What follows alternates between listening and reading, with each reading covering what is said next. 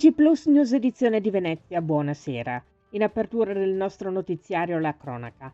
In merito all'atto vandalico subito dalle studentesse e studenti dell'UDU, Unione degli Universitari e Reti degli Studenti Medi, arriva la solidarietà della CISL Venezia e del suo segretario generale Michele Zanocco. L'episodio è da condannare senza giustificazioni. Le complessità si affrontano con il confronto tra idee e non con la vigliaccheria nascondendosi dietro una bomboletta di vernice. Anche il senatore Andrea Martella, segretario regionale del PD Veneto, interviene. Imbrattare una sede studentesca con una croce celtica è molto più di una bravata, è un gesto intimidatorio che porta la firma di una cultura politica fondata sul bullismo e non sul confronto democratico. Così invece la capogruppo del Movimento 5 Stelle al Consiglio regionale Erika Baldin. Se possibile il quadro è ancora in fase di peggioramento tra militarizzazione strisciante, coesione di imperialismi finora opposti, restrizioni sociali e culturali. Mai come oggi nel secondo dopoguerra occorre mobilitarsi, opporsi, resistere. Parliamo di sanità.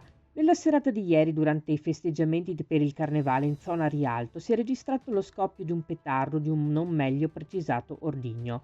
Una sola persona ha segnalato un malessere collegato al botto. Quanto ai soccorsi e alla presa in carico di questa persona in pronto soccorso, l'azienda sanitaria ULS 3 Serenissima ha verificato quanto segue.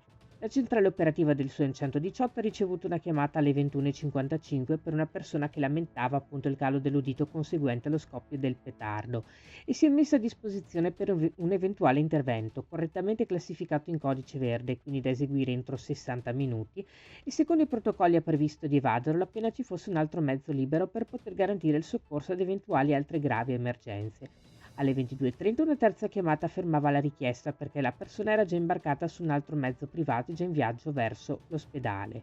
Alle 2 circa il paziente affermava di stare meglio e si è concordata la dimissione, avvenuta confermando il codice di presa in carico alle 2:31 con le indicazioni di tornare nella mattinata per l'avvio dell'iter di cura. Cambiamo argomento. Il comune di San Stino di Livenza è in prima linea nell'impegno sul tema delle pari opportunità.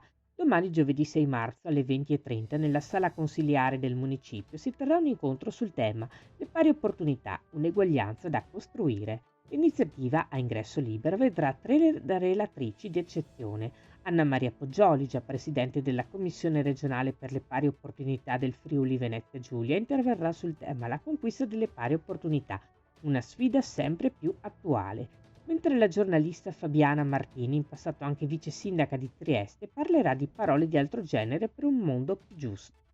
Durante la serata verrà anche letta e presentata la fiaba Matilde e la canoa alla presenza dell'autrice Daniela Dose. Il costo del biglietto unico è di 4 euro.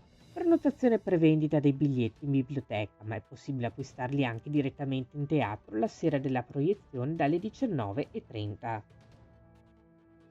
E il presidente della regione Veneto Luca Zaia si complimenta per la nomina della dottoressa Antonella Frank a direttore medico della Fondazione Banca degli Occhi di Mestre, decisa su proposta del presidente della fondazione Diego Ponzin, che a sua volta aveva lasciato lo stesso incarico per poi essere chiamato a presiedere la fondazione.